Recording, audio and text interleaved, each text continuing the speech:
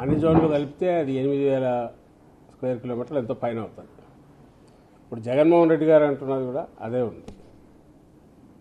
అయితే చంద్రబాబు నాయుడు గారు చెప్తున్న దాంట్లో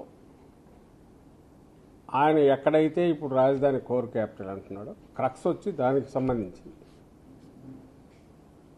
ఆయన చెప్పిన దగ్గర, చంద్రబాబు నాయుడు గారు చెప్తున్న దగ్గర అయితే ఇంకా 30-40 ఏళ్ళైనా కన్స్ట్రక్షనే పూర్తి కాదు.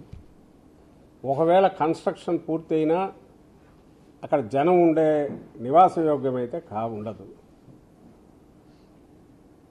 దానికి ప్రాక్టికల్ ఉదాహరణగానే రాయపూర్ లాంటివి చూపించాం. నయా రాయపూర్ ఇప్పటికి 20 ఏళ్ళు అయింది. ఐ థింక్ వీడియో మొన్న వేసి చూపించారు. ఇప్పుడు కూడా స్ట్రక్చర్స్ ఉన్నాయి, రోడ్లు ఉన్నారు. అక్కడే ఎక్కడైతే 4-5 వేల కోట్ల పెట్టుబడితో, అలాగే ల్యాండ్ రేట్లు కూడా కొంచెం ఇంత లేకుండా మెట్టగా ఉండి నివాసయోగ్యంగా ఉన్న దగ్గరే ఎవరూ లేరు. 20 కిలోమీటర్లు అవుతారు రాయపూర్ ఉంటే అక్కడ ఉండి తిరుగుతున్నారు. ఇక్కడ చంద్రబాబు గారి లెక్కల ప్రకారమే గజం 60,000 అని ఆయన అంటున్నాడు. ఇక్కడ సామాన్యులు ఎవరైనా వచ్చి ఉండే సాధ్యం అవుతుందా ఆయన చెప్పే క్యాపిటల్? ఈవెన్ అయిపోయిందని కన్స్ట్రక్షన్ అయిపోయిన 20 ఏళ్ల తర్వాత అయినా, 20-30 ఏళ్ల తర్వాత 20-30 ఏళ్లకి ఎందుకు కన్స్ట్రక్షన్? ఆయన లెక్కల ప్రకారమే ఇన్ఫ్రాస్ట్రక్చర్ డెవలప్మెంట్ కోసమే 2 లక్షల కోట్లు కావాలా? ఆయన లెక్కల ప్రకారమే ఇప్పుడు టేకప్ చేసిన బిల్డింగులు అవి ఓన్లీ గవర్నమెంట్ ఉద్యోగులు ఉండడానికి, దాన్ని ఏమంటారు, పని చేయడానికి పనికొచ్చే బిల్డింగులు.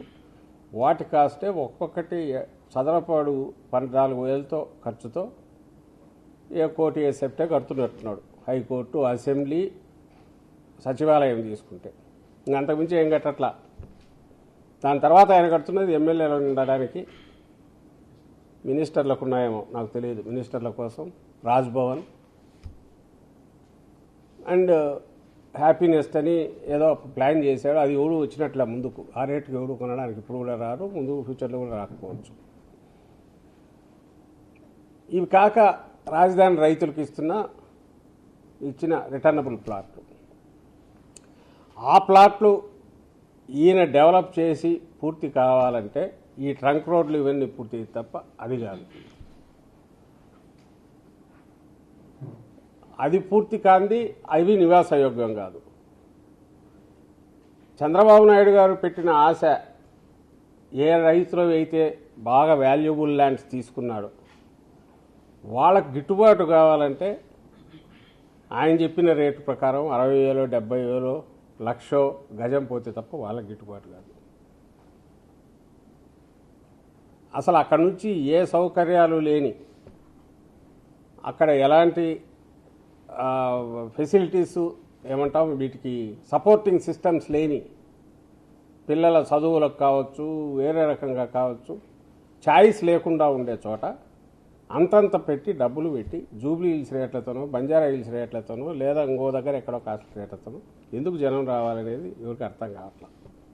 సో ఓటు నువ్వు కట్టడానికి 20-30 ఏళ్ళు పడుతుంది. ఎందుకంటే 2 లక్షల కోట్లు ఇన్ఫ్రాస్ట్రక్చర్కే నువ్వు అంటున్నావు. అండ్ ఇప్పటికి 12 ఏళ్ళు అయిపోయింది. అండ్ రెండవది, ఒకవేళ అంత డెవలప్ చేసినా అక్కడ ఎవరు ఉండే అవకాశం ఎందుకు ఉండదంటే నువ్వు చెప్పే లెక్కల ప్రకారమే ఆ కాస్ట్ మనుషులు ఎవరు భరించలేంది, ఉండలేంది. ఎందుకు ఉండాలనో అర్థం కాంది. మూడవది, అసలు అక్కడ ఎవరు వచ్చి ఏమీ లేకుండా 20-30 ఏళ్ల వరకు ఈ 2 లక్షల కోట్లు ఇన్ఫ్రాస్ట్రక్చర్కే పెడితే ఇంకా ఎన్ని లక్షల కోట్లు నువ్వు ఇంట్రెస్ట్లు కట్టాలా, ఎన్ని లక్షల కోట్లు మిగిలిన సపోర్టింగ్ సిస్టమ్స్ డెవలప్ కావడానికి కావాలా? వాళ్ళు అక్కడికి రానంత వరకు అక్కడ అదొక ఒక live city, living area, habitat ఎట్లా అవుతుంది? ఇవి క్వశ్చన్.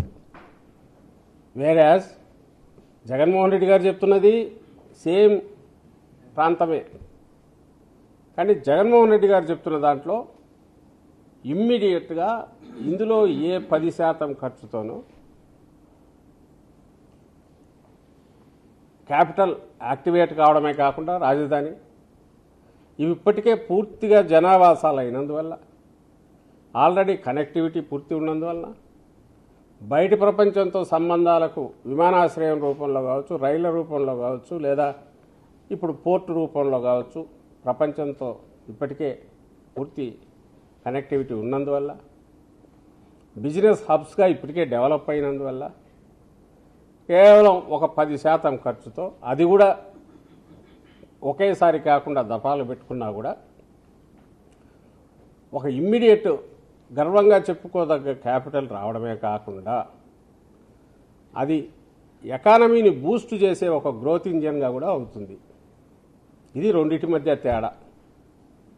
ఈ రెండిటి మధ్య తేడా చూడకుండా నేను అదే అన్నా నువ్వు అదే అన్నావంటే, నువ్వు పెట్టేదేమో ఎక్కడ పెడుతున్నావు, ఈయన సజెస్ట్ చేస్తున్న జగన్మోహన్ రెడ్డి గారు ఎక్కడ, నువ్వు పెట్టే ఖర్చు ఎంత, ఈయన చెప్తున్న దాని ఖర్చు ఎంత, నువ్వంటే నేను చంద్రబాబు గారు చెప్పే ఆ ఖర్చు ఎక్కడి నుంచి దానికి ఆ డబ్బు వస్తుంది, దాన్ని తీర్చే విధానం ఏంది. ఇప్పటికే నువ్వు 50,000 కోట్ల కాంట్రాక్ట్లు ఇచ్చినావు అంటే గుడ్డి ఏమి లెక్కలు లేకుండానే సంవత్సరానికి 4-5 వేల కోట్లు నువ్వు ఇంట్రెస్ట్లు పే చేయాలా. ఇంకా అది 1,00,000 కోట్లు అయితే 10,000 కోట్లు దగ్గర అండ్ 2,00,000 కోట్లు అయితే 20,000 దగ్గర. ఇంకా నేను చిన్న ఓట్ల నీళ్ళు ఎత్తిపోయడానికి నువ్వు చేసే ఏర్పాట్లకు 3-4 వేల కోట్లు, లేదా ఎత్తిపోయడానికి అయ్యే ఖర్చులో, లేదా స్కై స్క్రాపర్ బిల్డింగులు చంద్రబాబు నాయుడు గారు ఊహిస్తున్నవి కట్టి అక్కడ మోడరన్ సెక్యూరిటీ సిస్టమ్స్తో హై స్పీడ్ లిఫ్ట్లు పెట్టి దానికి అక్కడ ఉద్యోగులందరూ మైండ్ సెట్లు మారి సెక్రటేరియట్లో 39వ ఫ్లోర్లో పోయి పని చేసి మళ్ళీ కిందికి దిగి, లేదా ఏదన్నా